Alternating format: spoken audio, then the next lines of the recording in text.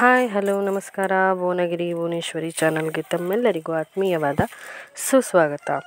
ಇವತ್ತು ಯೂಶಲಿ ಒಂದೇ ಥರ ರಸಮ್ಮು ಸಾಂಬಾರು ಮಾಡಿ ಬೇಜಾರಾಗೋಗಿರುತ್ತೆ ಅಲ್ವಾ, ಅದೇ ಥರ ಇನ್ಸ್ಟೆಂಟಾಗಿ ಮಾಡೋವಂಥ ಇವತ್ತಿನ ಮಾವಿನಕಾಯಿ ಸಾಂಬಾರನ್ನ ಅಥವಾ ತಂಬುಳಿಯನ್ನು ಹೇಗೆ ಮಾಡೋದು ಅಂತ ನೋಡೋಣ.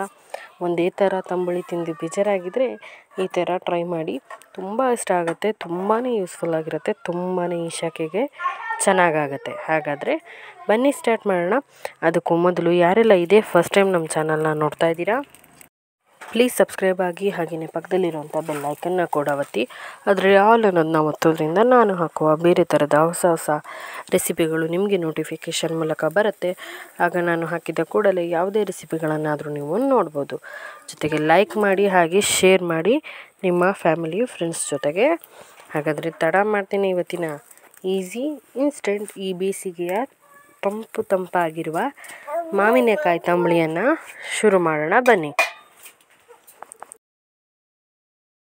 ಮೊದಲಿಗೆ ಒಂದು ಮಿಕ್ಸಿ ಜಾರ್ನ ತೊಗೊಂಡಿದ್ದೀನಿ. ಅದಕ್ಕೆ ಸುಮಾರು ಅರ್ಧ ಕಪ್ ಆಗೋಷ್ಟು, ಅಂದರೆ 2 ಸ್ಪೂನ್ ಆಗೋಷ್ಟು ಹಸಿ ತೆಂಗಿನಕಾಯಿ ತುರಿನ ಹಾಕ್ಕೊಂಡಿದ್ದೀನಿ. ಈಗ ಅದಕ್ಕೆ ಒಂದು 5 ಸೂಜಿ ಮೆಣಸನ್ನು ಹಾಕ್ಕೊಂಡಿದ್ದೀನಿ. ನೀವು ಹಸಿ ಮೆಣಸು ಕೂಡ ಒಂದು ಯೂಸ್ ಮಾಡ್ಬೋದು. ಇದಕ್ಕೆ ನಾನು ರುಚಿಗೆ ತಕ್ಕಷ್ಟು ಉಪ್ಪನ್ನು ಹಾಕ್ಕೋತಾ ಇದ್ದೀನಿ. ಹಾಗೆ ಕಟ್ ಮಾಡಿಟ್ಟಂಥ ಮಾವಿನಕಾಯಿನ ಹಾಕ್ಕೋತಾ ಇದ್ದೀನಿ. ನೋಡಿ, ಈ ಥರ ಸೈಜಲ್ಲಿ ನಾನು ಕಟ್ ಮಾಡಿ ಇಟ್ಕೊಂಡಿದ್ದೀನಿ. ತುಂಬ ಹುಳಿ ಇಲ್ಲ, ಹುಳಿ ಜಾಸ್ತಿ ಇದ್ದರೆ ನೀವು ಸ್ವಲ್ಪ ಬೇಕಿದ್ದರೂ ಯೂಸ್ ಮಾಡ್ಬೋದು. ಈಗ ಕಡಿದು ಮಿಕ್ಸ್ ಮಾಡಿಟ್ಟಿರುವಂಥ ಒಂದು ಅರ್ಧ ಕಪ್ ಆಗೋಷ್ಟು ಮಜ್ಜಿಗೆಯನ್ನು ಹಾಕೋತಾ ಇದ್ದೀನಿ. ನೀವು ಮೊಸರಿದ್ರೂ ಕೂಡ ಹಾಕಿ ಗ್ರೈಂಡ್ ಮಾಡ್ಬೋದು. ನೈಸಾಗಿ ಗ್ರೈಂಡ್ ಮಾಡ್ಕೋಬೇಕಾಗತ್ತೆ, ಸ್ಮೂತಾಗಿ. ನೋಡಿ, ಈ ಥರ ಫುಲ್ ನೈಸಾಗಿ ಗ್ರೈಂಡ್ ಆಗಬೇಕು. ಈಗ ಇದನ್ನು ಒಂದು ಪಾತ್ರೆಗೆ ಹಾಕ್ಕೊಳ್ಳೋಣ. ಈಗ ಇದಕ್ಕೆ ಬೇಕಾದಷ್ಟು ನೀರನ್ನು ಹಾಕಿ ರಸಮನ್ನ ರೆಡಿ ಮಾಡ್ಕೊಳ್ಳಿ. ನೋಡಿ, ನಾನು ಈ ಥರ ರೆಡಿ ಮಾಡ್ಕೊಂಡಿದ್ದೀನಿ. ನೀವು ಬೇಕಿದ್ರೆ ಹೀಗೇ ಊಟಕ್ಕೂ ಬಳಸ್ಬೋದು ಅಥವಾ ಕುಡಿಯೋದಕ್ಕೂ ಯೂಸ್ ಮಾಡ್ಬೋದು. ಇದನ್ನು ಇನ್ನೂ ಒಂದು ಸ್ವಲ್ಪ ಟೇಸ್ಟ್ ಮಾಡೋದಕ್ಕೆ ಒಂದು ಒಗ್ಗರಣೆನ ರೆಡಿ ಮಾಡ್ಕೊಳ್ಳೋಣ. ಒಗ್ಗರಣೆ ಮಾಡೋದಕ್ಕೆ ಒಂದು ಕಡಾಯಿ ಬಿಸಿ ಮಾಡಿ ಅದಕ್ಕೆ ಒಂದು 2 ಸ್ಪೂನ್ ಎಣ್ಣೆ ಹಾಕಿ ಸಾಸಿವೆ ಹಾಕಿದ್ದೀನಿ. ಹಾಗೆ ಒಂದು 8-10 ಕರಿಬೇವಿನ ಎಲೆ ಹಾಕ್ಕೊಂಡಿದ್ದೀನಿ.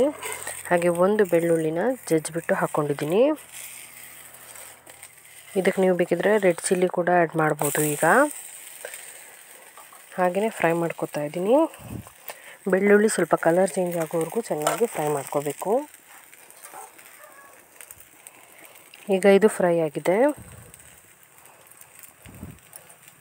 ನೋಡಿ, ಈ ಥರ ಚೆನ್ನಾಗಿ ಕಲರ್ ಚೇಂಜ್ ಆಗೋ ತನಕ ನೀವು ಫ್ರೈ ಮಾಡ್ಕೋಬೇಕಾಗತ್ತೆ. ಈಗ ಈ ಫ್ರೈ ಆಗಿರೋದನ್ನು ನಾವು ಮೊದಲೇ ರೆಡಿ ಮಾಡ್ಕೊಂಡಿರೋ ರಸಮ್ಗೆ ಹಾಕ್ಕೊಳ್ಳೋಣ. ಹಾಕಿಬಿಟ್ಟು ಒಂದು ಸಲ ಮಿಕ್ಸ್ ಮಾಡ್ಕೊಳ್ಳಿ. ನಿಮಗೆ ತುಂಬ ಹುಳಿ ಅನಿಸಿದ್ರೆ ಒಂದು ಸ್ವಲ್ಪ ಬೆಲ್ಲ ಹಾಕ್ಕೋಬೋದು. ಉಪ್ಪು ಕಡಿಮೆ ಅನಿಸಿದ್ರೆ ಉಪ್ಪು ಹಾಕ್ಕೋಬೋದು. ಎಷ್ಟು ಈಸಿಯಾಗಿ ಮಾವಿನಕಾಯಿ ತಂಬುಳಿ ಹೇಗೆ ಮಾಡೋದು ಅಂತ ನೋಡಿದ್ರಲ್ಲ ಫ್ರೆಂಡ್ಸ್. ಈ ಥರ ಒಂದು ಸಲ ಟ್ರೈ ಮಾಡಿ, ಹೇಗೆ ಬಂತು ಅನ್ನೋದನ್ನ ಕಮೆಂಟಲ್ಲಿ ತಿಳಿಸಿ. ಇದೇ ಫಸ್ಟ್ ಟೈಮ್ ನೋಡ್ತಾ ಇರೋರು ಪ್ಲೀಸ್ ಸಬ್ಸ್ಕ್ರೈಬ್ ಆಗಿ. ಇನ್ನೊಂದು ಹೊಸ ಅಡುಗೆ ಜೊತೆ ಮತ್ತೆ ಸಿಗ್ತೀನಿ. ಅಲ್ಲಿವರೆಗೂ keep watching Bhuvanagiri Bhuvaneshwari channel. ಇದೇ ಥರದ ಇನ್ನಷ್ಟು ರೆಸಿಪಿಗಳ ಲಿಂಕನ್ನು ವಿಡಿಯೋದ ಕೊನೆಯಲ್ಲಿ ಕೊಟ್ಟಿರ್ತೀನಿ. ಅವುಗಳನ್ನು ನೋಡಿ ಸಪೋರ್ಟ್ ಮಾಡಿ, ಲೈಕ್ ಮಾಡಿ, ಶೇರ್ ಮಾಡಿ, ಸಬ್ಸ್ಕ್ರೈಬ್ ಮಾಡಿ. ನಮಸ್ಕಾರ.